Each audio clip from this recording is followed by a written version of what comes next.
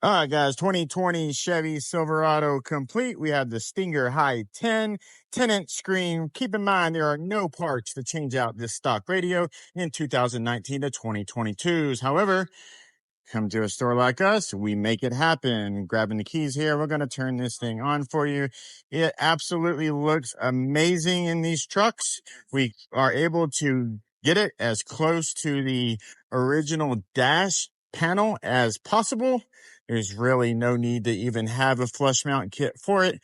However, it is a lot of work to get this radio in.